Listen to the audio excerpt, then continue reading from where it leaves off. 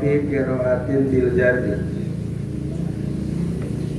Catatan dalam Jalalain bahwa kalimat wal arham itu satu qiraat dibaca jar. Jadi wal arhami bacanya, bukan wal arham. Ini kan wal arhama. Tapi satu qiraat dibaca wal arhamu. Beda tafsirannya nanti. Ya. Saya ulas dulu. Ketika dibaca wal arhama, maksudnya kepada wattaqullaha, kepada kalimat Allah mansub maf'ul. Jadi wattaqullaha atau wattaqul arhama gitu.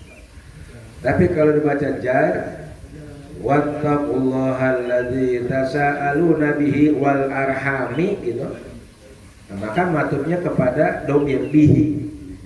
Jadi jelasnya wattaqullaha alladzi tasaaluna bi wabil arhami. Jadi beda nanti tafsirannya. Jadi boleh dibaca alhama wal arhama, boleh dibaca wal arhama tanpa pengulangan huruf jar. Ma'a takhfifi tasa'alu.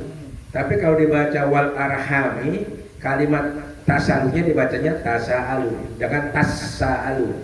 Ada yang baca tasa'alu nabihi wal arhama.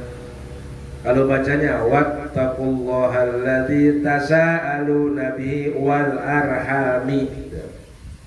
Jadinya di situ. Ala wahiyya li hamzata. Nah, ini qiraat Hamzah.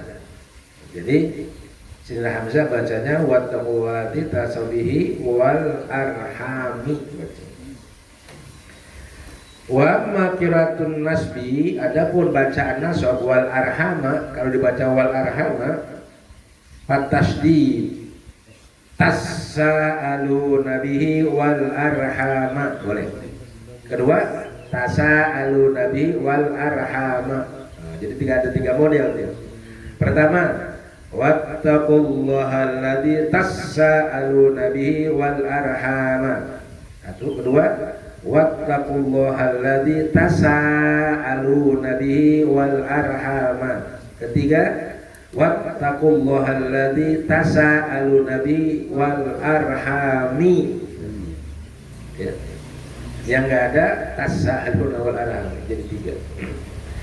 Fatasdid sida wa takhfif dadilan.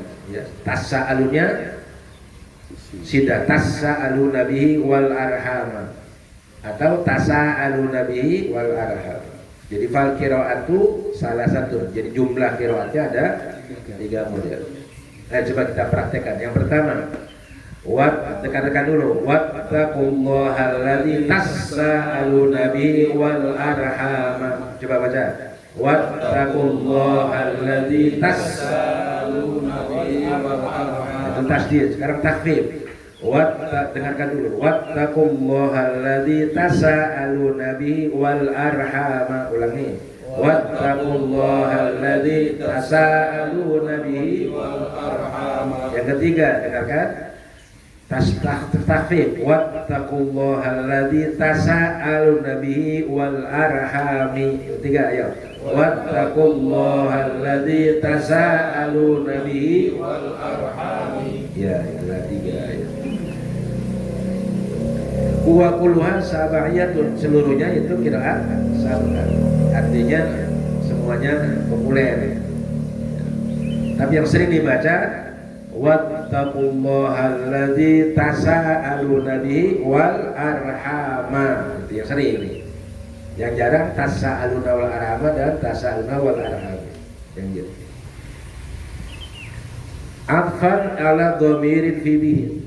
Nah, kalau dicatat kalau dibaca wal arhami itu kedudukan i'rabnya atfan, menyambung ala dhamir terhadap kalimat dhamir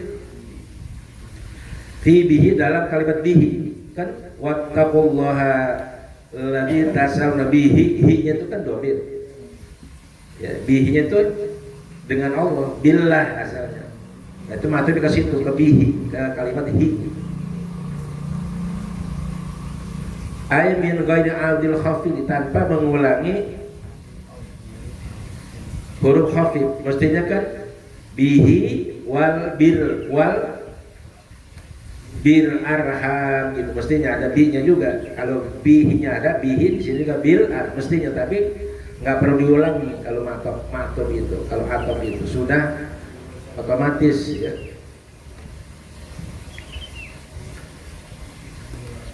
Wa in kanat lughatan fasihatun illa annaha khilaful katsir. Dan ini yakni tanpa pengulangan huruf khafat atau khafid atau huruf jar mestinya diulangi bihi dan bil arham, ini disebut mestinya, tapi ini enggak. Wa in kanat lughatan fasihatan, sekalipun itu merupakan lughah yang fasihah. Dan bacanya apa tuh, apa kesetan kayak dingin, walaupun itu kesetan itu tuh, di ketutupan itu, Allahu Akbar, ketutupan kardus diangkat-angkat ke atas. Itu fasih artinya fas itu boleh.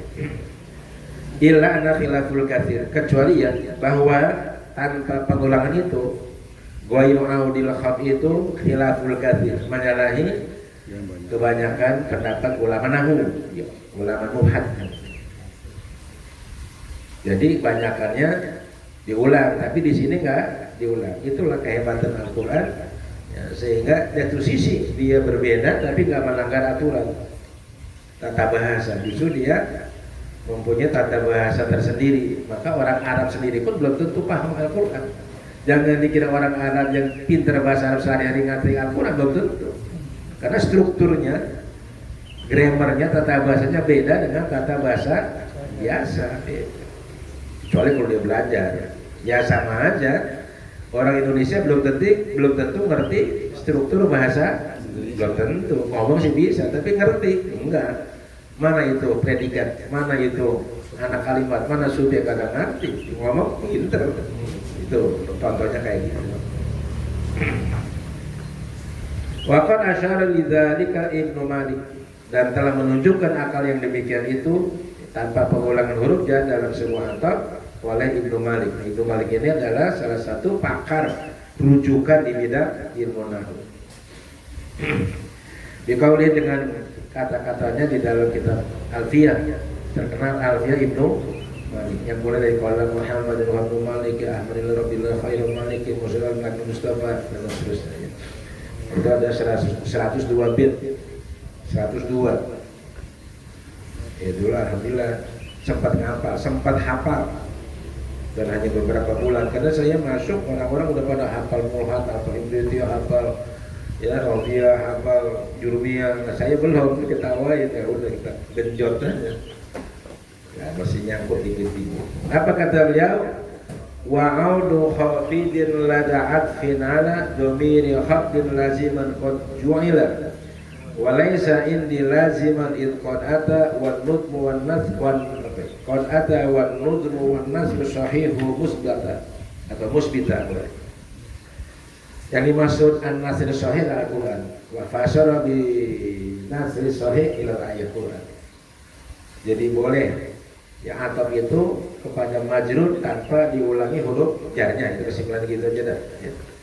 Nanti ya, waktunya juga ya kalau kita belajar nahwu. Wa bin nudumi nadhab ila qali syair, nadhabnya ada maktub kepada majrur tapi tidak diulangi. Wabitu tahjuna watustimuna fadhhab fama bika wal ayyami min ajabin atau min ujbin. Nah, kalimat ayyami maktub kepada bika, mestinya begini, fadhhab fama bika wabil ayyami mestinya, tapi huruf ba-nya dibuang, enggak perlu diulang, wal ayyami. Jadi kalau maktub pada majrur boleh tanpa diulangi huruf jarnya. Itu kesimpulannya gitu nah. Bijaril ayyami dengan jarnya huruf ayyami. Fathah fama bika wal ayyami. Mestinya wabil ayyami, bi-nya enggak diulang. Ya, karena dia masuk pada kalimat bika. Mestinya bika wabil ayyami mestinya. Standarnya begitu tapi baik. Wa kanu yatanasyaduna birrahim, dan adalah mereka itu yatanasyaduna, mendesak, meminta dengan mendesak, meminta dengan menghimbau, meminta dengan merengek-rengek, itu ya namanya tanasyadun. Ya. Hadza murattabun alal qiraati tsaniyah. Maksudnya kenapa keluarga itu penting? Kenapa kekeluargaan, terutama yang masih ada hubungan rahim, itu sangat penting sampai dipesankan ya, wattaqullaha bihi wal arham. Kenapa? Nah, karena biasanya orang-orang itu yatanasyadu bil arham ya. Kalau meminta sesuatu, butuh sesuatu, pertolongan, kepada larinya kemana? Keluarga. Nah, dia saya mendesak, ya Allah, bang jadi tolong apa saya punya masalah begini bang, ya karena Allah bang, bantu saya bang. Nah gitu, itu dia tanah syadun kan. Minta tapi ngerengek-rengek, mendesak gitu. Itu namanya ya tanah syadun. Kita salut tapi kan ya tanah syadun. Beda kalau minta sama orang, nggak bisa begitu. Saya punya masalah nih, nggak bisa mendesak kayak begitu kalau sama orang lain, karena keluarga. Ya kok saya masih punya masalah, oh ya Allah berat banget masalahnya saya, kok tolong apa kok pinjemin duit kok barang 1 juta kok, kalau gitu bisa kan, ngereng-ngereng sama keluarga, sama ya saudara kan gitu. Itu maka pentingnya kita menjaga apa? Keluarga, silaturahim, jaga keluarga, jangan sampai putus, jangan sampai tersakiti, jangan sampai renggang. Kenapa? Karena kita kalau punya masalah larinya kemana? Keluarga. Maka orang Betawi bilang sekering-keringnya jahe masih ada basahnya, kalau digigit pedas gitu. Keluarga tuh begitu. Jadi jangan sampai itu. Kan wattaqullaha wal arham. Jadi kedudukannya setingkat di bawah ketakwaan kita kepada Allah. Atau bentuk ketakwaan lain kepada Allah adalah dengan memelihara, menjaga hubungan silaturahim. Jadi kecilin tribalnya kan, atau enggak bahasa gede pula, tribalnya aja kecilin, jadi penuh.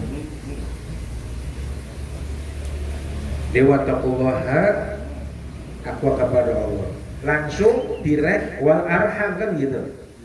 Artinya setingkat di bawah ketakwaan kita kepada Allah. Satu, kedua, atau bentuk implementasi ketakwaan itu adalah juga menjaga hubungan kekeluargaan gitu. Jadi bukan hanya ibadah ya, sholat seperti lainnya itu, menjaga kekeluargaan pun itu bentuk ketakwaan sama saudara, sama abang, sama empok, sama ponakan, sama bisana, sama mama, sama bibi ya.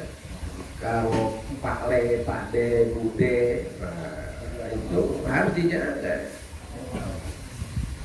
Makanya orang Betawi ini kadang-kadang kayak Pontianak, tahu Pontianak, tinggi, belancir, tapi diri-diri, nggak bisa pakai ngau.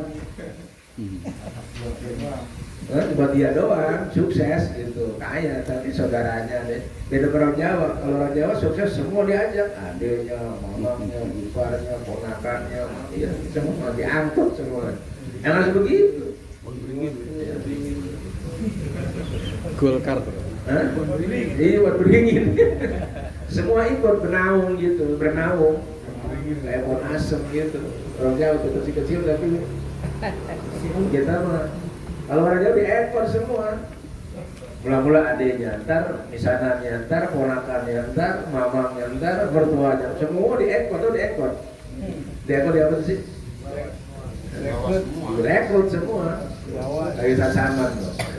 Diekor semua. Pakai pinter dia, suaminya senyoran Jawa, jadi ekor. Orang Betawi kaya, udah dia doang. Belajar. Nggak diajak saudaranya, tapi nggak semua, nggak semua. Yang paling bagus, ya semua dia. Kan ini, wattaqullaha allati tasallati wal arham. Ya, nah, kalau kita sukses, ajak semua. Allah. Hadza murattabun al-qira'atis tsaniyah.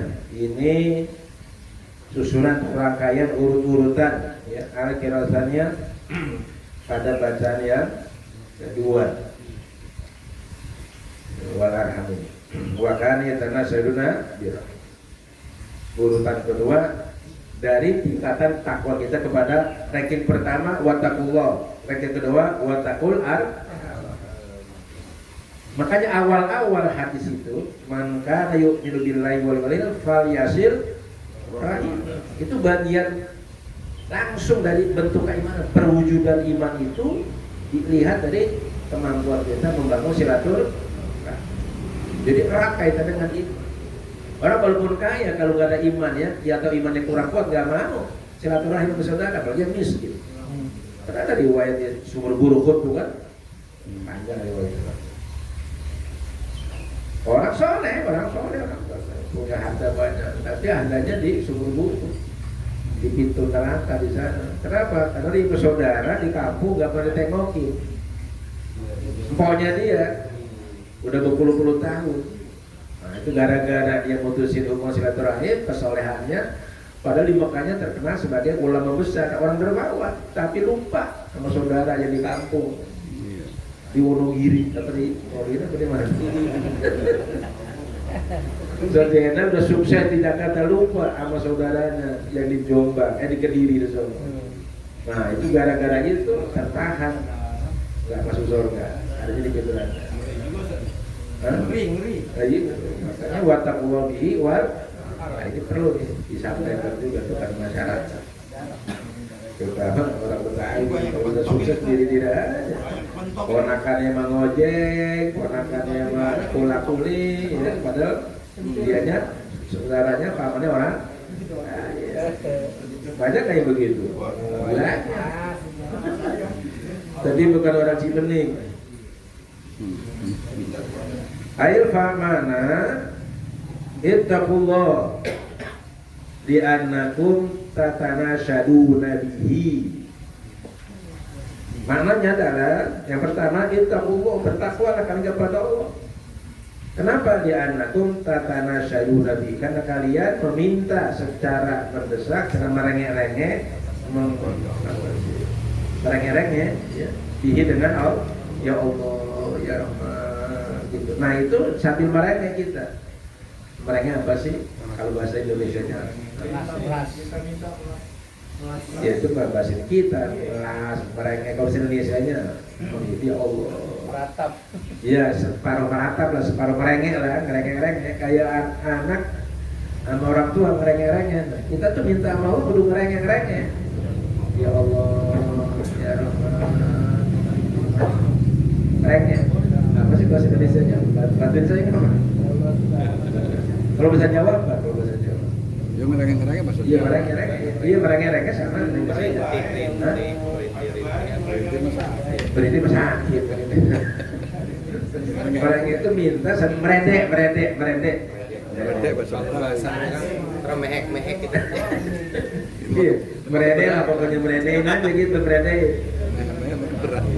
Ya, mendesak, meredek itu kan. Lu meredek aja lu lah. Iya, saya bentar aku pagi itu. Saya lagi butuh mami nih.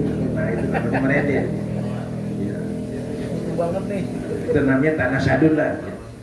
Dengan bahasa, dengan kalimat yang yang menyentuh lah kira-kira seperti itu. Makanya di dalam Torekot TKN itu dia nggak minta, dia nyanjung.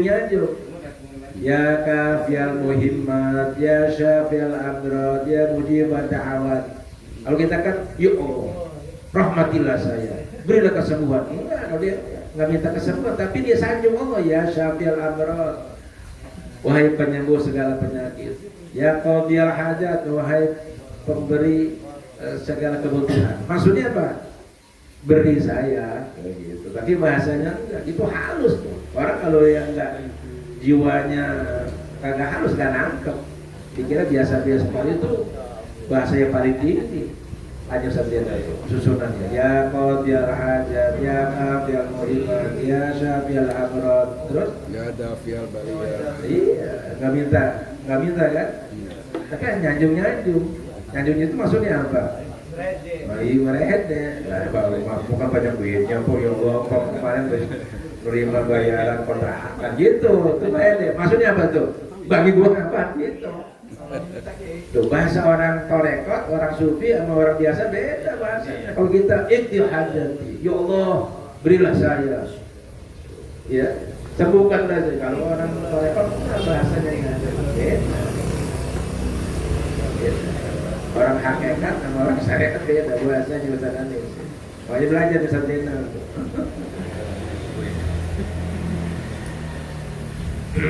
Saya bukan ikhwan tekiyah tapi ngerti dikit-dikit. Karena saya banyak bergaul dengan para wakil talqin.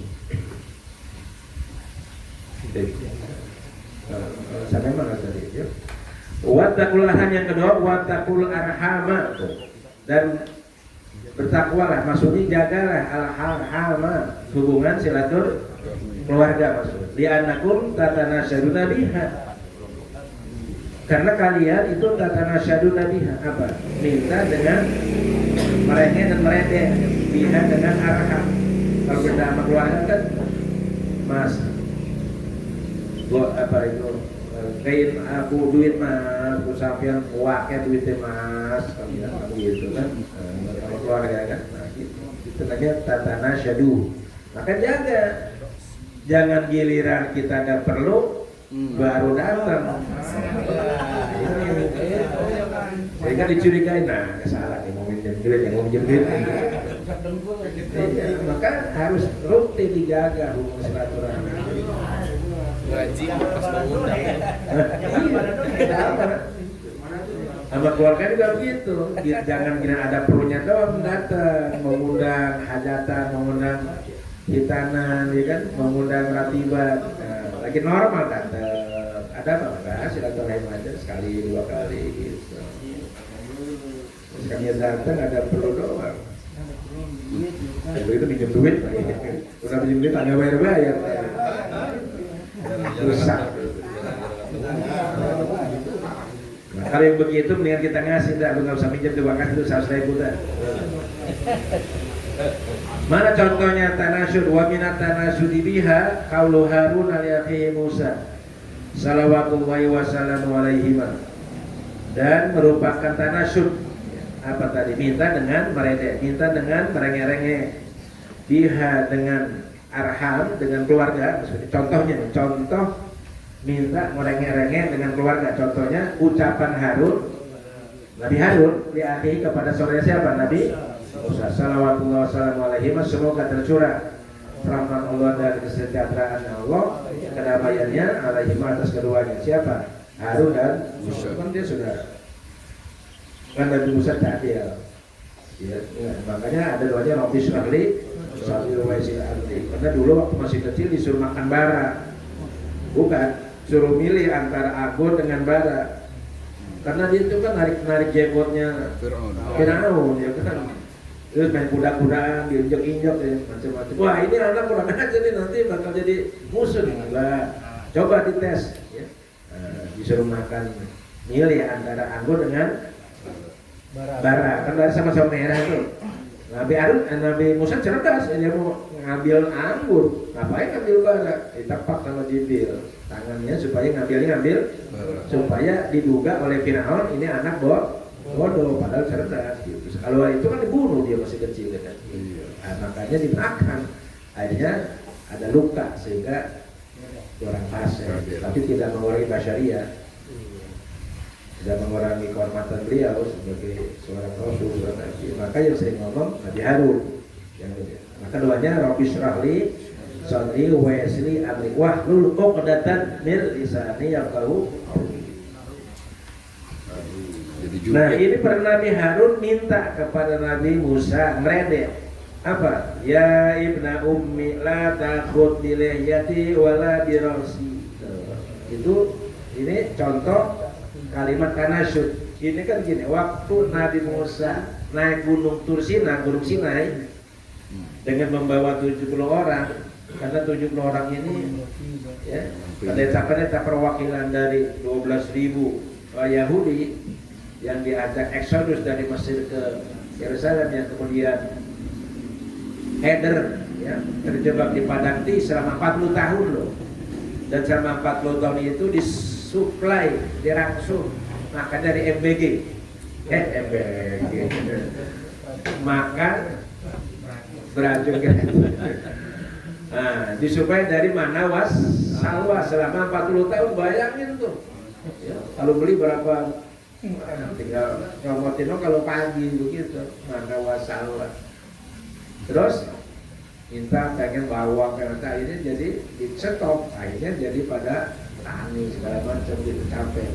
Nah, kemudian mereka itu Nabi Musa mau dipanggil oleh Allah, mau munajat selama 40 hari. Makanya suluk itu ataupun uzlah itu atau khalwat itu maksimal 40 hari. Ada yang 3 hari, ada yang seminggu, ada yang 10 hari, ada yang 40 hari. Itu kalau kita mau ngapa-ngapain ke mujahadah itu gitu, minimal 3 hari. Kalau enggak seminggu, kalau enggak 40 hari atau 10 hari, kalau enggak berapa 40 hari. Tuh, kalau kita mau puasa atau mau ngelaksanain sholat duha gitu ya, jajal tuh 40 hari, jangan putus-putus. Mau nyoba sholat berjamaah subuh 40 hari, jangan putus-putus gitu. Nanti ada hikmah atau perubahan yang kita rasakan. Jangan tiba sehari 2 hari. Ngaji juga begitu, coba 40 ngaji, jangan putus-putus. Nanti ada sirnya, rahasia. Memang itu udah patokan. Nah, Nabi Musa 40 hari, tapi dipelintir sama orang Yahudi 20 hari siang, 20 hari malam. Jadi itu baru 20 hari, ya kan? Nah, ini nyembah hijau gitu. Nah, sementara Nabi Musa 40 hari dia dapat turun. Waktu mau berangkat dititip sama Nabi Harun kan, ini jagain awal nih ya. Masyarakat jangan sampai menyimpang akidahnya. Baru turun kaget dia, kok jadi nyembah anak sapi? Kan marah, Nabi Musa kan temperamental, gua enggak ya. Kalau dia marah, kulitnya itu bulunya bangun, nembus. Ini baju tembus pada bolong. Sakit kuat. Orang kepret aja mati, dikepret gitu. Pelanggar mati. Gua lebih tinggi kan. 10 kali lipat. Lah diangkat aja lehernya sama janggutnya sama Nabi Musa. Lu kenapa dibadu di tim 20 hari ini udah penyelewet gitu. Nabi Harun ngomong, jangan ya. Apa kata dia? Ya ibna ummi, ya. Ya ibna ummi, la taqu bilayati wala. Apa itu artinya? Ibnu Ummi itu anak ibu kan, saudara. Tapi sengaja nyebut ibu. Belakang kita saudara bang, jangan apa bang. Ya. Saya udah ingetin mereka tetap aja nggak boleh bandel. Kan ngomong beda kan kalau gitu. Kok kan kita saudara, kok satu kampung, kok tega sih, kan mau percaya kan begitu. Nah kita tuh kalau diomong begitu udah lulu, ya kan? Ada saudara datang nih, kita minta tolong, jangan ngomong begitu. Bang, abang kan abang saya bang. Kalau abang sama abang mau siapa lagi, kan kita satu kampung bang. Nah kalau ngomong gitu udah, kita luluh udah ketega kan gitu. Nah, Nabi Harun ngomong begitu, ya ibna ummi, ya lah jangan diambil, jangan direnggut, jangan dipegang nih apa? Pala saya sama, ya mau dicongkerok. Nabi Musa udah kegantung, udah tinggal dibanting aja, kagak tega juga dilepas lagi. Nah itu tanah sud minta mohon secara merengek-rengek, secara apa tadi merede-merede gitu ya. Itu contoh karena sunnah. Maka kita tuh kalau ngomong saudara harus begitu, merengek-merengek belas ya, harus membelas. Jangan kalau kita butuh ngomongnya tinggi, ngomong tinggi gitu padahal butuh kita. Kemarin saya ya nggak dapet. Kagak dapat. Tapi kalau punya rendah, bahasa berpensiun kalau bang, berapa sih bang? Paling-paling 3 juta bang. Anak 4 bang, kontrakan dong ya Allah. Parkir atau saya gitu. Kalau ngomongin, saya kan saya juga dulu banyak duit saya begini, ya kagak dah. Jadi kalau kita minta butuh sesuatu harus ngomongnya harus apa? Harus melas, jatuhin diri gitu.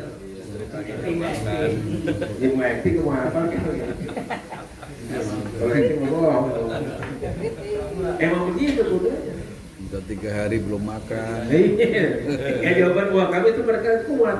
Nggak 3 hari nggak makan berarti orang kuat kan. Udah nggak usah dikasih. Tadi dikasih. Hebat. 3 hari nggak makan Cacungin sate. jempol. Inna Allah kana alaikum raqiba. Hada ta'lil. Ayat Inna Allah kana alaikum raqiba itu kenapa kita harus menjaga ketakwaan kepada Allah? Mengapa kita harus menjaga hubungan kekeluargaan? Alasannya Inna Allah kana alaikum, karena Allah mengawasi sejauh mana ketakwaan kita, sejauh mana hubungan kita dengan keluarga itu dipantau oleh Allah. Ini nggak main-main loh ayat ini. Artinya jangan dikira itu masalah sepele. Hubungan kita dengan keluarga, hubungan kita dengan mama, dengan cing, dengan encang, dengan bule, dengan pade, dengan ponakan, misalkan minor itu dipantau oleh Allah sebagai bentuk implementasi ketakwaan kita kepada Allah. Mungkin kita rajin sholat, ya, mungkin kita rajin ngajar, ya, tapi dilihat oleh Allah, lu sama saudara akur apa enggak? Walaupun lu jadi kiai, jadi ustaz, kalau sama saudara akur, nggak bener loh. Itu bahasa tahunnya gitu dah, ya. Kenapa? Itu termasuk hal yang dipantau oleh Allah. Inna Allah kana alaikum. Lu bakal dipantau sejauh mana lu bisa ngajar hubungan keluarga. Walaupun lu ahli ibadah, ahli puasa, tukang ceramah, tukang macam-macam, di masyarakat dihargai, dihormati, ya kan? Tapi kalau nggak bisa menjaga hubungan keluarga, agak gatot lu, nggak bisa menjaga hablum minallah wa hablum mana yang paling dekat siapa? Keluarga. Jangan ada hubungan darah, hubungan kaki. Itu menjadi satu perhatian Allah. Jangan sama orang lain kenceng, sama orang lain seperti saudara, sama saudara seperti orang. Itu bukan ajaran Islam, itu nggak benar nih. Nggak benar itu. Kan banyak begitu sekarang. Oh kalau mau orang ya kan apa dikasih, pokoknya udah kayak celana apa. Kalau sebetulnya emang kentut sama tai kan.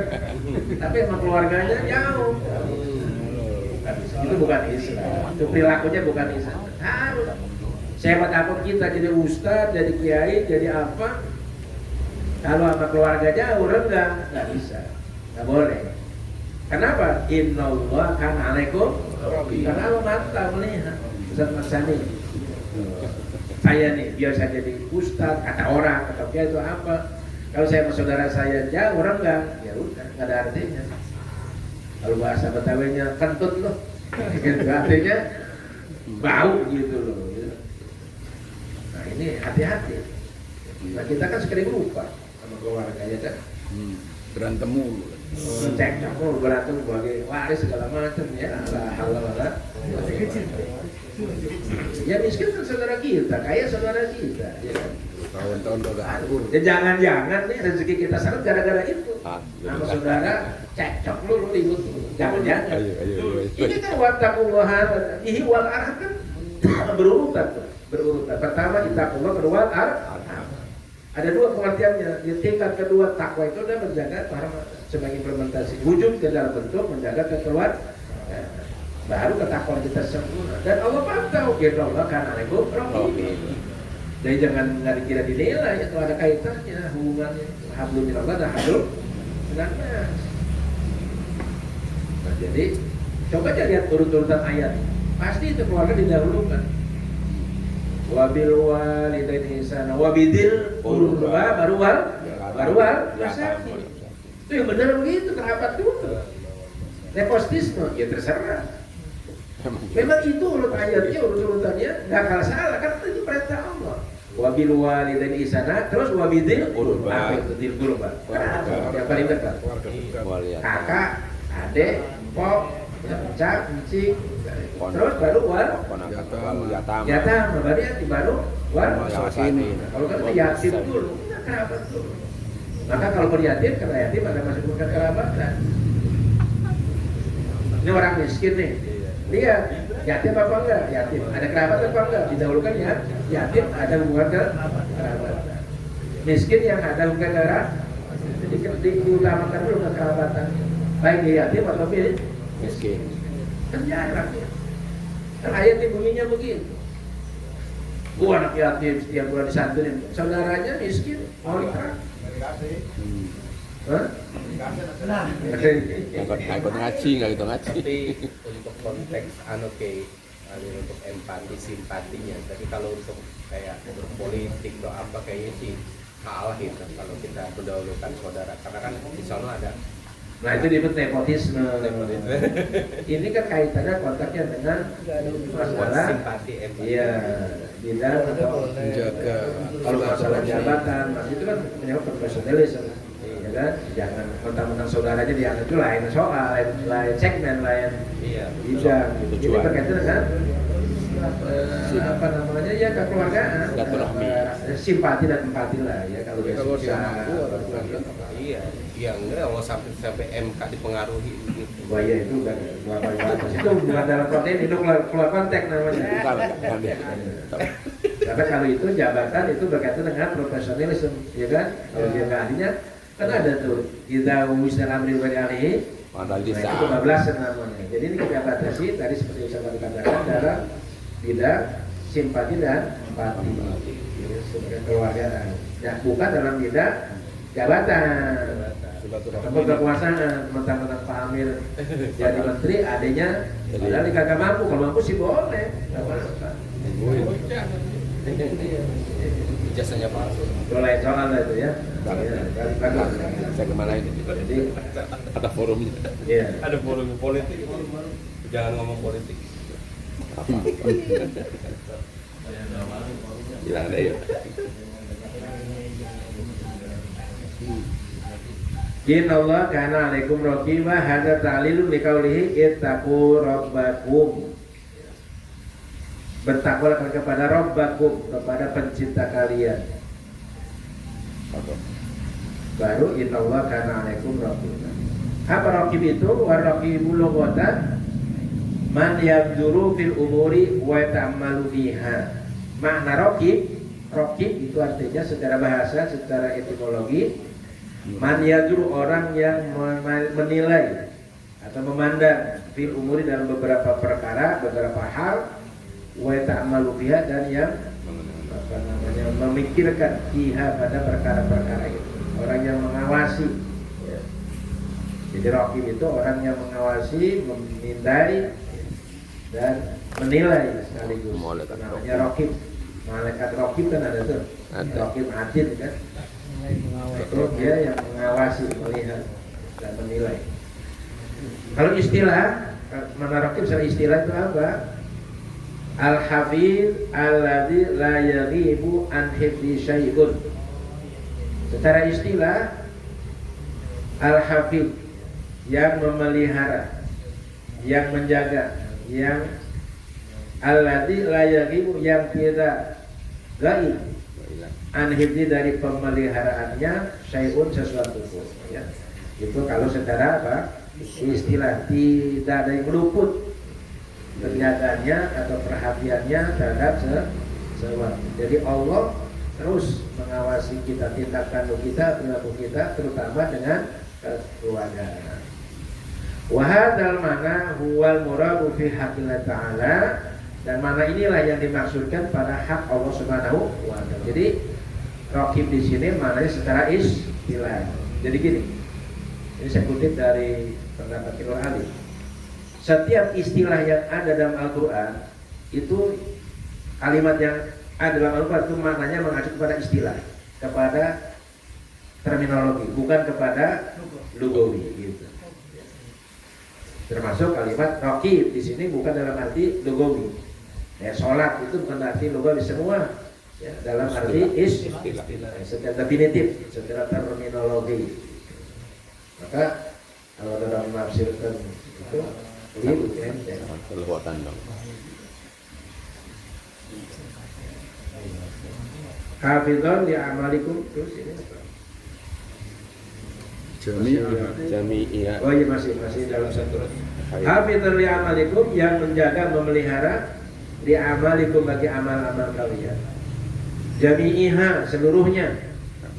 Khairiha, baiknya amal, wasyariha, dan buruknya amal, sirriha, rahasianya amal, wajariha, dan dohirnya, semuanya dipantau oleh Allah Subhanahu wa Ta'ala. Maka ada ittaqullah fis sirri wal alaniya, karena baik kita sendiri maupun di muka orang banyak Allah Maha tahu. Sebagaimana firman Allah, apa itu? Sawa'un minkum man asala qawla wa man jarabihi wa man huwa mustaqim bil laili wa sariqu bin nahar ya'lamu kha'inatal a'yun wa ma tukhfi sudur. Ini ayat berapa, Ustaz? Hah? Ar-Ra'd ayat 10 tadi. Itu bersejalan dengan itu. Walam yazal mutasifat bidzalika, dan Allah tidak orang insin, tidak pernah. Lam yazal tidak pernah tidak. Lam yazal selalu maksudnya. Selalu mutasifat bersifat bidzalika dengan sifat raqib itu. Walaupun ayatnya pakai wa kana Allah. Kalimat kana itu kan fil madi. Iya. Ya, berarti udah lewat, terputus enggak. Kalau kana berkaitan dengan Allah itu justru apa namanya? Di mana mudhari. Jawabun an su'alin muqaddarin. Ini merupakan tafsir lam yazal mutasifan bidzalika, merupakan jawaban dari pertanyaan yang diperkirakan, di mana perkiraannya begini. Anna lafdhu kana yufid kita, bahwa lafaz kana dalam ayat wa kana Allahu alaikum raqiba, kata kana itu secara lugawi yufidul inqita, ya, memberikan faedah putus, berarti hanya sesaat Allah memantau, enggak selamanya kan gitu, ya. Dulu karena gaidun tijarah si gaid dulu pernah jadi pedagang, sekarang enggak. Nah, kalau Allah enggak begitu maknanya, beda, ya. Wa yufidu an Allah intasaba bil hiddi fi ma madha wa qata. Maka faedahnya memberikan faedah kalau karena dalam hubungan dengan Allah itu an-Allah, bahwasanya Allah intasaba, dia bersifat bil hifdi, dengan menjaga, ya. Allah punya al-hafid, menjaga fi ma madha, baik pada yang telah berlalu wan qata, yang telah terputus, ya. Jadi berlangsung terus gitu maksudnya. Fa'ajaba bi an kana guna lil istimrar, maka dijawablah bahwa kana di sini adalah lil istimrar, untuk seterusnya, selama-lamanya Allah selalu mengawasi kita. Ai huwa muttasifun bidzalika azalan wa abadan, yakni atau tegasnya dia Allah itu muttasifun, bersifat bidzalika, dengan yang demikian itu, dengan sifat hafidnya, dengan sifat raqibnya itu azalan, baik zaman dulu azali wa abadan, untuk selamanya. Bukan berarti terputus-putus, walaupun menggunakan kalimat kana lil istimrar. Jadi secara balagi kana itu kalau dihubungkan dengan Allah maknanya faedahnya lil istimrar, alias untuk selama-lamanya. Beda dengan digunakan dengan makhluk. Wallahu a'lam bishawab.